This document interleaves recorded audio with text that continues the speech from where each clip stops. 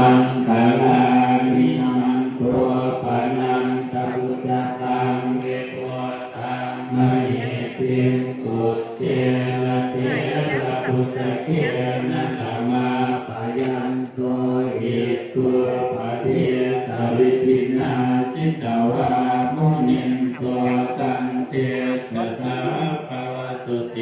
เทมังคลานิทุกขาเทติปุจเก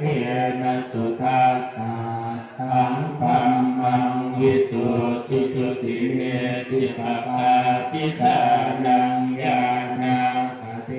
นะวิตินาสิตาวามุนินตัวตันเตสสะภวตุเตเปมังคลานิเอตาปิพุทธชยมังคลาอัตตกาทายโยวาจโนทินาทิเนสารเตมะทันเจหิตวานะเนตวิวิธานิจุปัตตวานิโมกังสุขังอธิกมยนะโลสัพพัญโย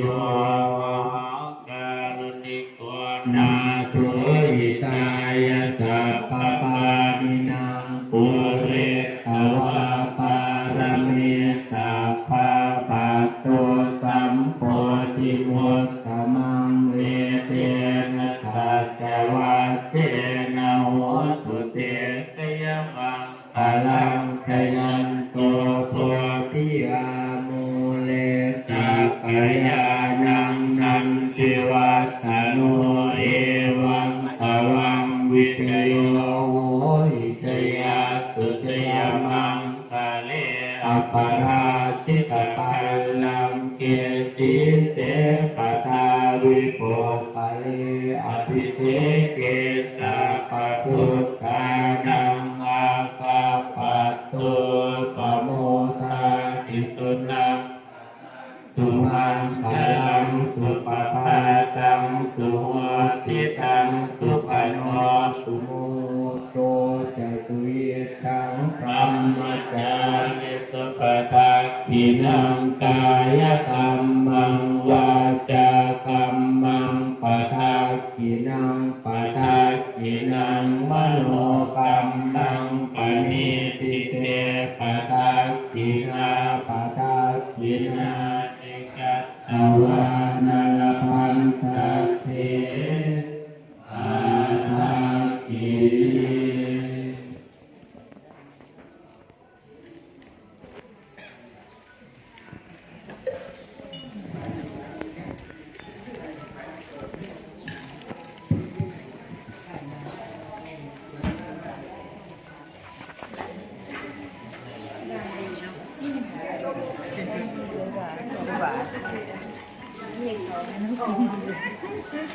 ขอบคุณนะคะรบกวนตีสี่ใส่ก่อนมูเลยครับมือกล่องไทยก่อนมูเลยก็เลยมาเก็บภาพนี่แหละมองงามแล้วแต่คนงามคนรอแล้วแต่เนาะเนาะลุงดิษเนาะถ่ายอบตข่อยไล่ๆก่อนอบตหลุมรอข่อย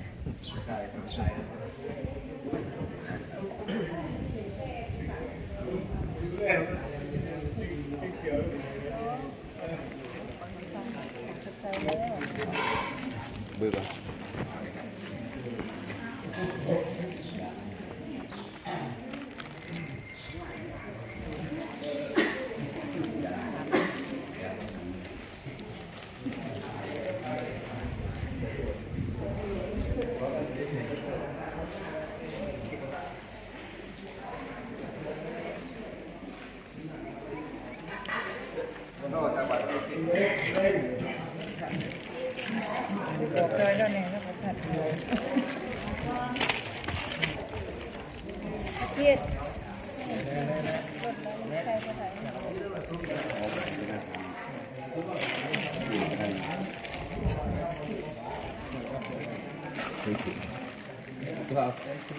เก็บออกปะเก็บออกใส่ผ้าบาทใส่เพิ่นกันตัวได้หล่น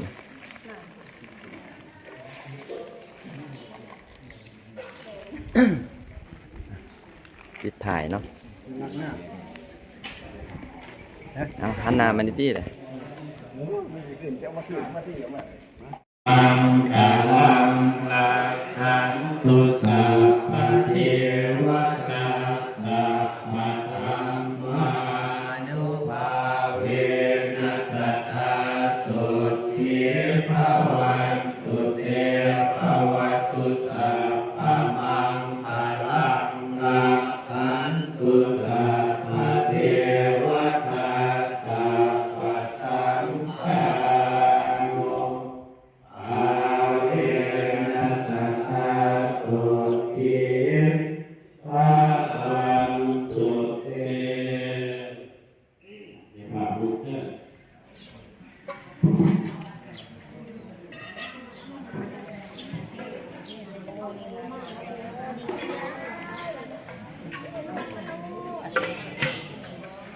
อันตาลังสุปาปาคังโสติกังสุปันโนสุโนโตจัสสุเกธังธัมมัจจาริสุปาทากินังกายกรรมังวาจากรรมังปะทากินังปะทากินังอโนกรรมังปะเนติเต ไปทำมือเลยเป็นบ้านหมดเลย กินาปะทากินานิกาภวันนาลาอันตาเต หน้าไม่เหี่ยวอ่ะ อาราหิ น้ำเหี่ยวบ่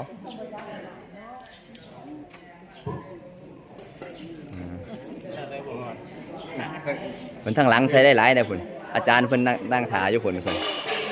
ท่านนี่เพิ่นว่าบ่ถึก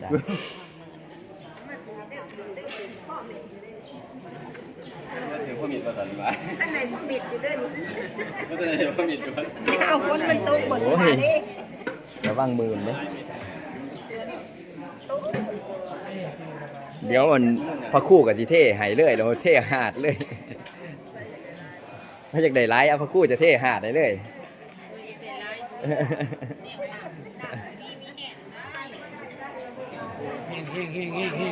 ครับ